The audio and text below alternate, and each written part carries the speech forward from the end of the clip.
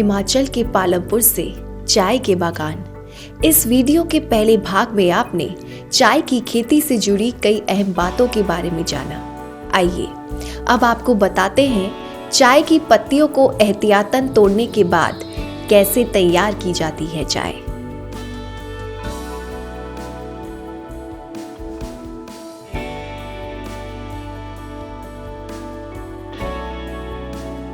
अभी हम पहुंच चुके हैं फैक्ट्री जहां पे चाय पत्ती तैयार होती है और हमारे साथ टेक्निकल हेड हैं अरुण जी। अरुण जी, आपका स्वागत है। Okay, thank you sir so much. अब ये आपको बताएंगे कि कैसे प्रोसेस होता है चाय पत्ती, इसकी शुरुआत कैसे होती है, पहला स्टेप क्या होता है, दूसरा स्टेप क्या होता है, तब जाकर कैसे वो आप तक पहुंचती है वो चाय पत्ती।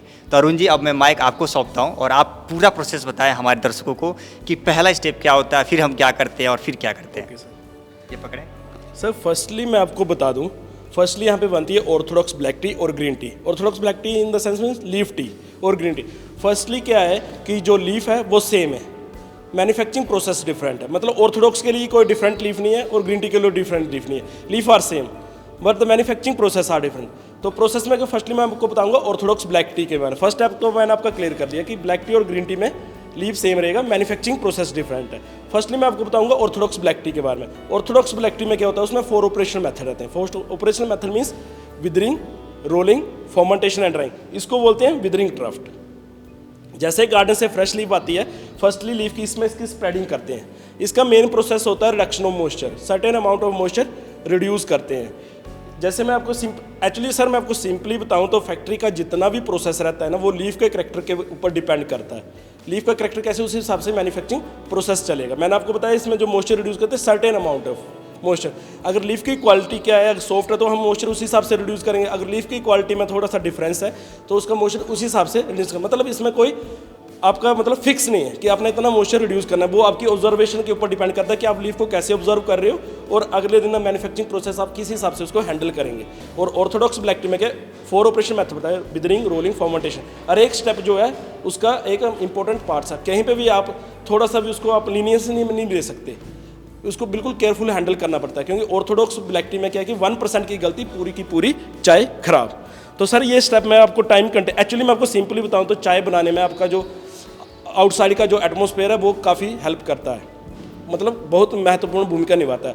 अगर मैं आपको सिंपली बताऊं तो जो अप्रैल टू जून का जो पीरियड होता है तो ड्राई सीजन होता है, तो उस टाइम जो विदरिंग करने में उतना परेशानी नहीं होती है। जैसे रेनी सीजन स्टार्ट होता है तो उस टाइम क्या होता है कि आउटसाइड में मॉइस्चर रहता है, तो उस टाइम को चाय बनाना सबसे चैलेंजिंग पीरियड माना जाए। उसको पीक पीरियड में भी लेते हैं हम, और चाय बनाना उसमें सबसे चैलेंजिंग रहता है।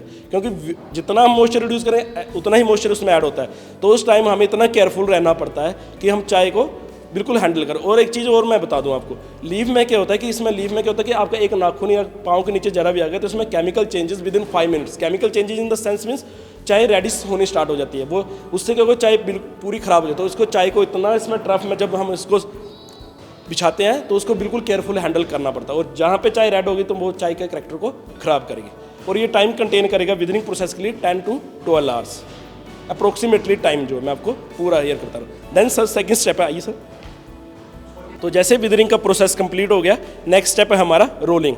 बेसिकली रोलिंग प्रोसेस में क्या होगा, जो लीफ है उसको करली फॉर्म में लेकर आना। करली फॉर्म इन द सेंस में उसको ट्विस्ट करना है ताकि जितने भी उसके इनर सेल है वो टोटली टूट जाए और जो चाय का ओरिजिनल फ्लेवर है उसको हम एक्सट्रैक्ट कर सकें।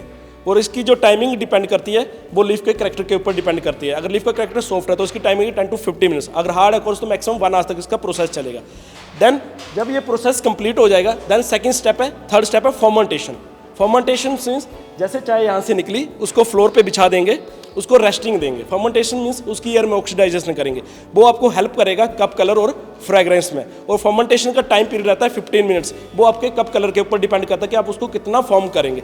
जितना फॉर्म करेंगे उसी हिसाब से उसका कप कलर और फ्रेग्रेंस वगैरह चेंज होते रहेंगे।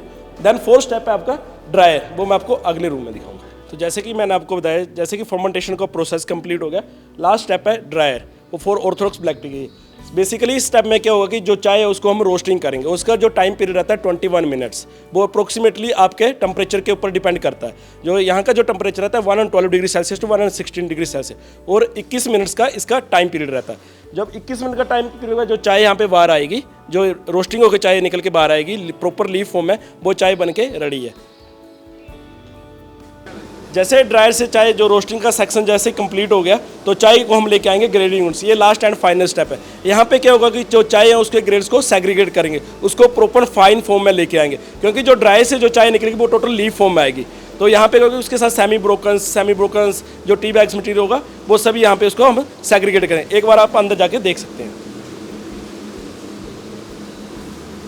अभी तक हमारे साथ थे अरुण कुमार जी, जो आपको फैक्ट्री के अंदर पूरा दिखा रहे थे कि कैसे प्रोसेस होता है, कैसे चाय पत्ती तैयार होती है, और मशीनों के बारे में दिखा रहे थे कि मशीनें कैसे काम करती हैं।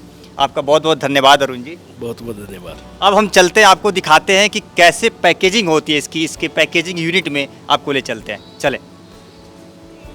तो अभी हम पहुंच चुके हैं पैकेजिंग यूनिट में, और हम एक चीज़ आपको बता दें कि हम यहाँ से इससे आगे जूता पहन के नहीं जा सकते, क्योंकि यहाँ पे सबसे ज़्यादा जो ध्यान रखा जाता है वो होता है हाइजीन का। तो आइए आपको ले चलते हैं हम अंदर। तो हम पहुँच चुके हैं अभी पैकेजिंग यूनिट में। सर, ये पूरा पैकेजिंग यूनिट है? पूरा पैकेजिंग यूनिट है। चाय जब बनने के बाद यहाँ पर फाइनल पैकेजिंग के लिए आती है। यहाँ पे अंदर ब्लेंडिंग यूनिट है, जो हमारा एक सीक्रेट पॉइंट होता है, जहाँ पे हम फार्मूला डिसाइड करते हैं कितना, कौन सी हर्ब कितनी जाएगी, मतलब कौन सी जड़ी बूटी कितनी मिक्स से होगी। सर बताइए, पैकेजिंग का पूरा प्रोसेस कैसे क्या होता है? देखिए, पैकेजिंग का क्या है कि पहले चाय बनने के आने के बाद हम उसकी ब्लेंडिंग करते हैं। ब्लेंडिंग, उसकी टेस्टिंग वगैरह सारी करने के बाद उसका एक ब्लेंड तैयार करते हैं। ब्लेंड तैयार होने के बाद मशीन में आती है, जैसे ये देख रहे हैं सामने, इस मशीन में हम लूज़ पैकिंग करते हैं। लूज़ पैकिंग जिस तरह 100 ग्राम, 200 ग्राम, 500 ग्राम, मतलब जो अलग अलग किस्म के फुली ऑटोमेटिक ये मशीन पैक्स तैयार करेगी, और उस पर वो फिर फर्दर बॉक्सेस के अंदर पैक होगी। तो ये अभी मशीन जैसे आपने चलती देखी है, मशीन किस तरह से चलती है, ये फुली ऑटोमेटिक है। मैन्युफैक्चरिंग के बाद चाय यहाँ पे आएगी। यहाँ पे आने के बाद उसकी एक ब्लेंडिंग प्रोसेस है। ब्लेंडिंग के बाद टेस्टिंग रूम में उसकी एक फ्लेवरिंग और सारा एक कैलकुलेशन होती है। उसके बाद जैसे ये देख रहे हैं, अब ये ब्लेंड तैयार हो गया है। ये प्योर ग्रीन टी है, ये प्योर ग्रीन टी है। अब ये प्योर ग्रीन टी ऐसे मशीन में जाएगी, और इस मशीन में फुली ऑटोमेटिक है, मतलब बिल्कुल ऑटोमेटिक एक नई मशीन है जिसमें हाथ कम से कम यूज़ हो, और ये अलग अलग किस्म की पैकेजिंग में रेडी होगी।